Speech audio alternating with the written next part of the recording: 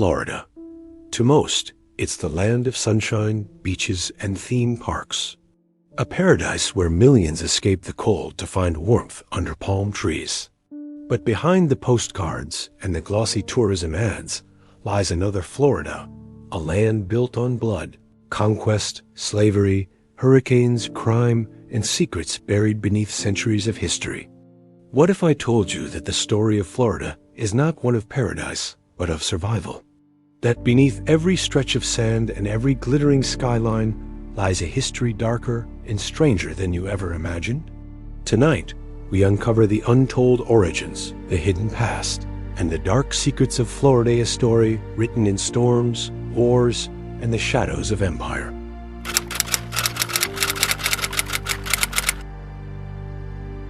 Before Florida was a tourist magnet, it was a battlefield, a frontier that was never truly tamed. Spanish conquistadors fought native tribes in brutal wars of extermination. Pirates stalked its coastline, leaving blood in their wake. Slave catchers and smugglers used its swamps as a gateway to fortune. And behind it all, storms, massive hurricanes, regularly reminded humanity that Florida's paradise could turn into a nightmare overnight. Florida's history is conflict between nature and civilization, between native peoples and European invaders, between runaway slaves seeking freedom and empires determined to drag them back into chains, between the dream of a tropical utopia and the reality of corruption, violence, and secrets buried beneath its soil. In this documentary, we will journey through the forgotten past of Florida, from the first native civilizations who thrived in its wetlands, to the Spanish conquest that drenched its lands in blood. From the Seminole Wars, America's longest and most brutal Indian conflict, to the rise of slavery, piracy, and rebellion. We'll uncover the disasters that reshaped its cities, the scandals that haunted its politics, and the hidden stories that tourism will never tell you. By the end, you will see Florida not as the paradise you thought you knew, but as one of America's most mysterious, violent, and fascinating frontiers.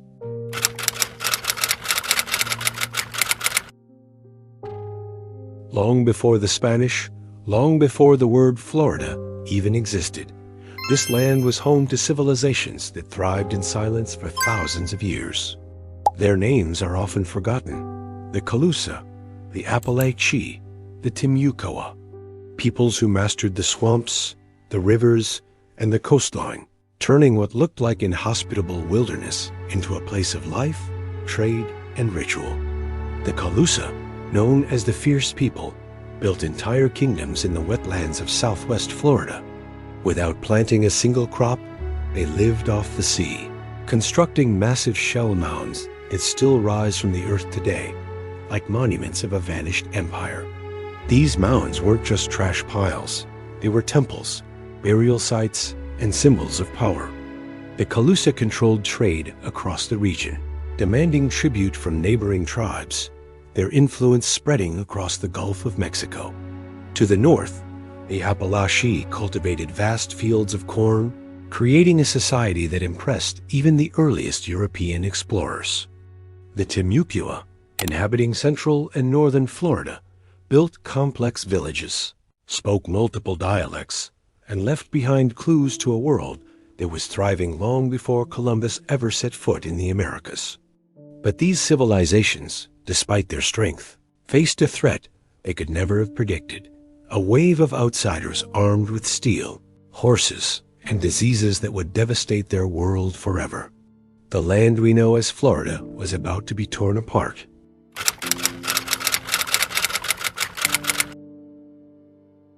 In 1513, Juan Ponce de Leon landed on the shores of Florida. According to legend, he was searching for the Fountain of Youth, a magical spring that could grant eternal life. It's a story told in textbooks and tourist brochures, but the truth is far from. Ponce de Leon wasn't looking for eternal youth. He was looking for land, riches, and power. And Florida was not an empty paradise waiting to be claimed. It was a land already inhabited by powerful nations, the Calusa, fierce warriors who controlled the coast. When Ponce de Leon arrived, he didn't find a fountain. He found resistance. Arrows rained down on his men. Skirmishes erupted in the swamps. The expedition ended in violence, and Ponce himself was fatally wounded. The so-called discovery of Florida was written in blood, but the Spanish did not stop. More expeditions followed. Hernando de Soto marched across Florida in 1539 with an army of hundreds, leaving destruction in his path. Wherever they went, villages were burned, people were enslaved, and entire communities were shattered. European diseases, smallpox, measles, influenza spread faster than the sword, wiping out populations who had no defense. The myth of paradise was born alongside massacres and misery. What we call Florida's beginning was for its native peoples the beginning of the end.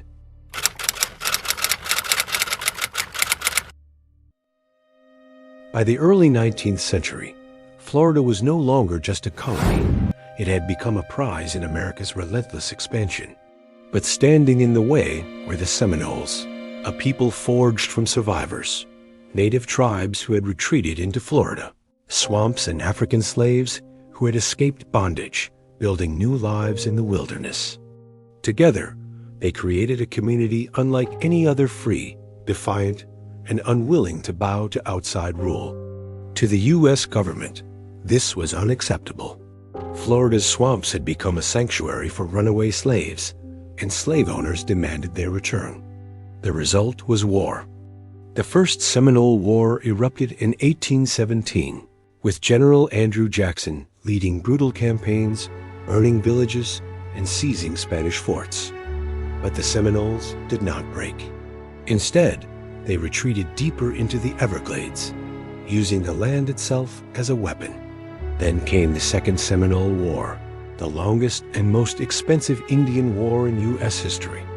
From 1835 to 1842, the swamps ran red with blood. The Seminoles fought guerrilla style, striking from the shadows, vanishing into the wilderness. American soldiers fell to disease, ambushes, and exhaustion. Thousands died. Yet, despite the ferocity of their resistance, the Seminoles were eventually forced from their lands. Many were killed, others captured and sent west in chains. But some, an unbroken remnant, never surrendered.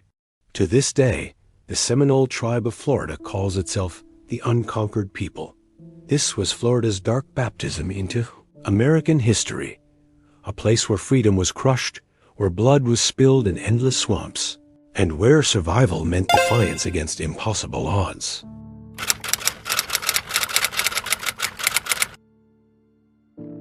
By the mid-1800s, Florida was no longer just a contested frontier.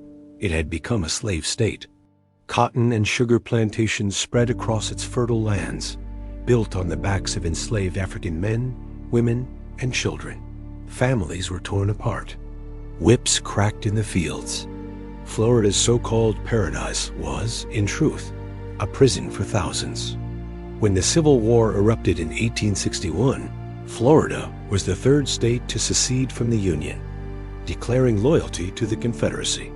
Its role in the war was small in numbers, but brutal in symbolism.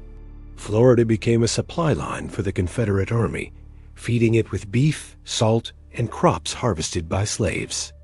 But even here, resistance lived on. Escaped slaves fled into the swamps and forests, hiding in communities far from the reach of their oppressors. Union raids struck coastal towns, burning plantations and freeing those in chains. Battles like Olustee in 1864 showed that Florida's soil would not escape the bloodshed that defined the nation. When the Confederacy fell, freedom came but only in name. The end of slavery did not bring equality. Instead, Florida slid into decades of segregation, racial violence, and Jim Crow laws. Black communities who had survived slavery now faced lynchings, disenfranchisement, and terror meant to keep them silent. Florida's sunshine masked deep shadows. The state's foundations were soaked not just in water and storms, but in blood and chains.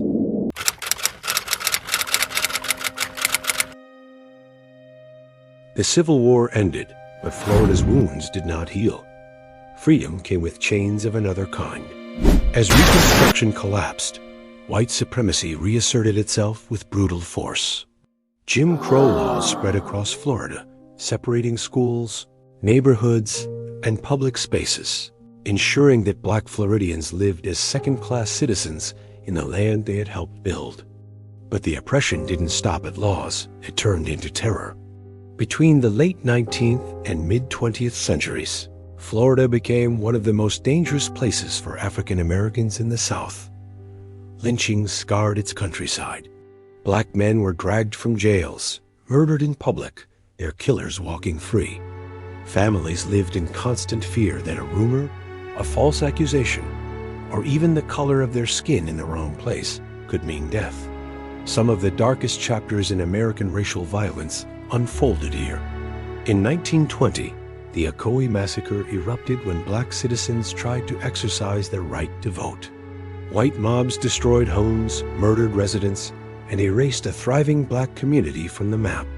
2 decades later, in 1923, the town of Rosewood burned in another wave of racial terror, its Black residents massacred or forced to flee forever. Florida, the land of sunshine and vacation dreams, carried a shadow few outsiders ever saw, a landscape haunted by injustice and blood.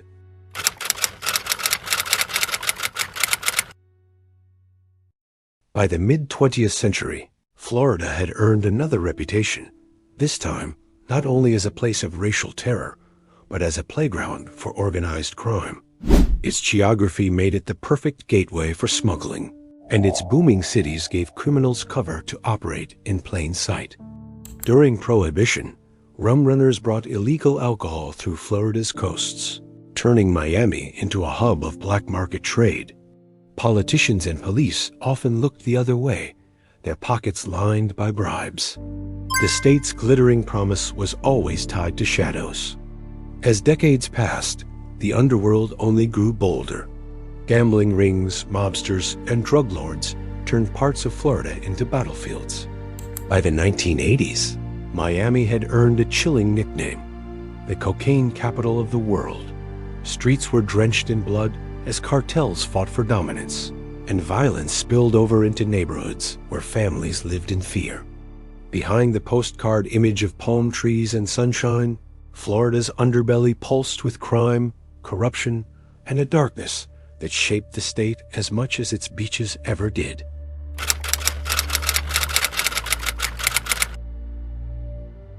As if crime and corruption weren't enough, Florida faced another relentless enemy, nature itself. The state's beauty came at a price. Hurricanes ripped through towns with terrifying force, leaving thousands homeless, entire communities drowned, and corpses buried beneath the debris. The storms didn't just destroy homes. They exposed the fragility of Florida's promise. But it wasn't only nature that preyed on the people. Humans did too. During the land boom of the 1920s, speculators sold worthless swamps as prime real estate. Dreams of paradise collapsed overnight as investors realized they had been conned. Fortunes disappeared, families were ruined, and Florida's reputation as a land of opportunity was stained by betrayal. The cycle repeated itself. Promises of wealth and security shattered by hurricanes, economic crashes, and frauds. Time and again, Florida revealed its darker truth, a state built on fragile ground, where the line between paradise and nightmare could vanish overnight.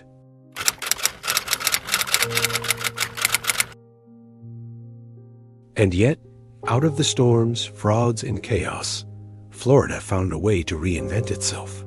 In the mid-20th century, a new image began to take shape, one of sun-soaked beaches, glittering nightlife, and endless vacations. Miami Beach transformed into a playground for the wealthy, its Art Deco hotels shimmering like jewels against the Atlantic. Then came Walt Disney's vision. In 1971, Disney World opened its gates in Orlando, turning Central Florida into a mecca of fantasy and family entertainment. Millions flocked to the Sunshine State, eager to trade the harsh winters of the North for palm trees, theme parks, and sandy shores. Retirees soon followed, drawn by promises of warm weather and affordable living. Communities sprouted, catering to those seeking a new life in the land of perpetual summer. Florida was no longer just a swamp haunted by disasters and corruption. It became the dream destination for tourists, investors, and hopeful settlers. But behind the glossy brochures and smiling mascots, the shadows of its past never truly disappeared. Florida had rebranded itself as paradise, yet its history whispered that danger and deception were never too far away.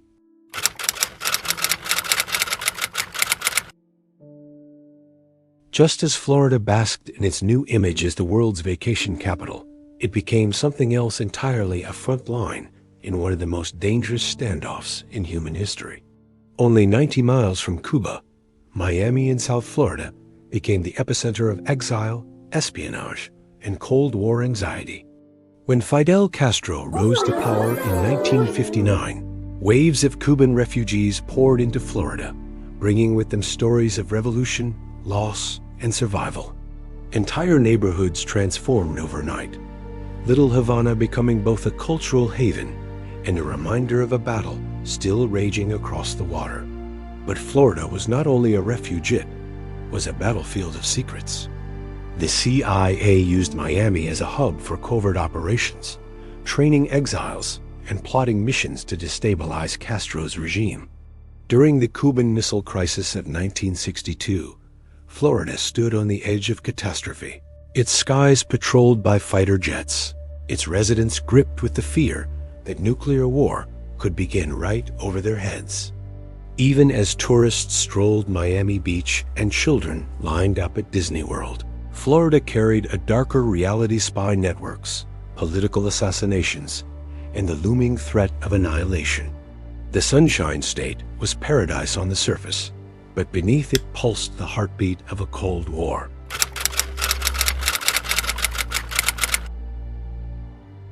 Florida's position made it a magnet for both opportunity and danger. Cuban exile groups launched daring raids from its shores, some with U.S. support, others operating in the murky gray of secrecy. Miami became a city where the lines between politics, crime, and covert warfare blurred. Every cafe, every neighborhood seemed to hold whispers of infiltration, betrayal, or plots unfolding in the shadows. And it wasn't only Cuba. Soviet submarines patrolled just off the Florida coast, their presence a chilling reminder that paradise was under constant surveillance. American military bases in Florida were armed to the teeth, ready to launch missiles or intercept threats at a moment's notice. Families lived their lives between the fantasy of Disney World and the dread of fallout shelters. Florida symbolized the paradox of the 20th century. To the world, it was beaches, theme parks, and retirement communities. To those who looked closer, it was a pressure point in the global struggle between superpowers, a place where espionage and fear coexisted with cocktails and vacation brochures.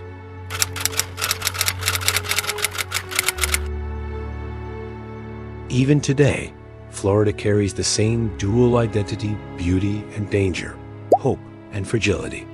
The state attracts millions of newcomers every year, but the very environment that makes it paradise also puts it on the front lines of crisis. Rising sea levels threaten Miami, where entire neighborhoods face the possibility of being swallowed by the ocean within a generation. Streets already flood on sunny days, a haunting sign of what may come. Hurricanes, more frequent and powerful than ever, strike with devastating force, leaving behind billions in damages and entire communities struggling to rebuild. But the storms are not only natural. Florida is also a state divided socially and politically, where debates over immigration, climate change, and economic inequality reveal fractures beneath the postcard-perfect surface. The same land once sold as a dream is today a battleground of ideas, survival, and identity. Florida's story is still unfolding, but its present challenges echo its past. A land of opportunity balanced on fragile ground, forever walking the line between paradise and catastrophe.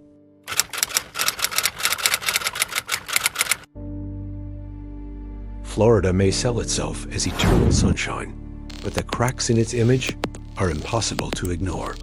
Today, the state is once again caught in forces larger than itself, repeating patterns that have haunted it for centuries. The greatest threat comes not from human conflict, but from the Earth itself.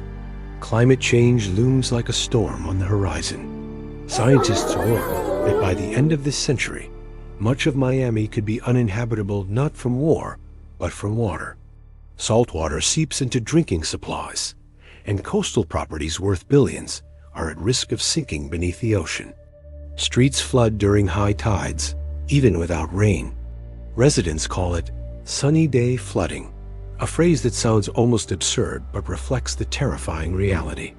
And when the skies do turn violent, hurricanes are no longer the storms of the past. Supercharged by warmer waters, they strike with unprecedented ferocity. Hurricane Andrew in 1992 leveled entire neighborhoods. More recently, storms like Irma, Michael, and Ian have left trails of destruction across the state, each one a grim reminder that paradise comes with a price. Insurance companies collapse under the weight of payouts, and homeowners are left questioning whether Florida is still livable at all. Yet the storms are not only environmental. Florida has become a flashpoint in America's cultural and political battles. Immigration debates erupt in the streets of Miami, reflecting its history as a crossroads for those fleeing conflict and seeking opportunity.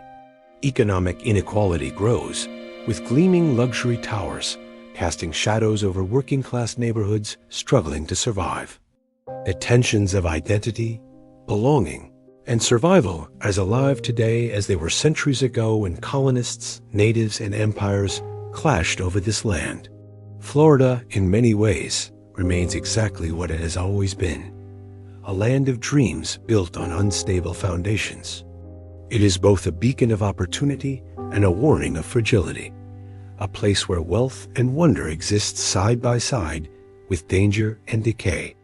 The modern struggle's climate crisis, social divides, and relentless storms are not new chapters, but continuations of the same story told across centuries.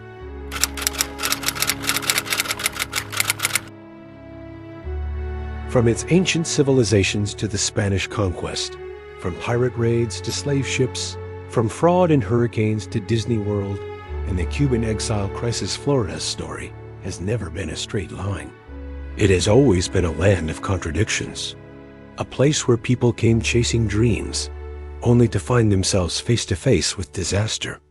Today, Florida is seen by millions as paradise, a land of endless summers, of beaches glowing under neon sunsets, of cruise ships, retirement villas, and Disney fireworks.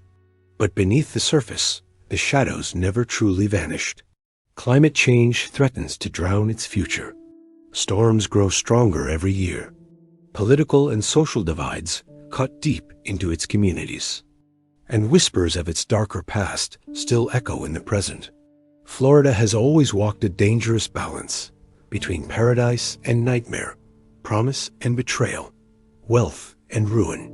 Its story reminds us of a larger truth, that every dream has a cost, and that beauty often hides fragility. And now, the question lingers. Will Florida endure as the shining paradise it sells to the world? Or will it collapse under the weight of its own contradictions? Will its people find resilience once again? Or will history repeat itself in even darker ways? That is the paradox of Florida. A land of light. A land of shadows. A state where history is never just the past. It is alive, shaping every storm, every city, every life within its borders. If you enjoyed this journey into the hidden history of Florida, make sure to subscribe to the channel, give this video a like, and share your thoughts in the comments. Do you think Florida can survive its challenges? Or is its destiny to be swallowed by the very forces it has battled for centuries? And most importantly, what secrets of Florida's history shocked you the most? Join the conversation and stay with us as we uncover more dark histories and hidden stories the world has tried to forget.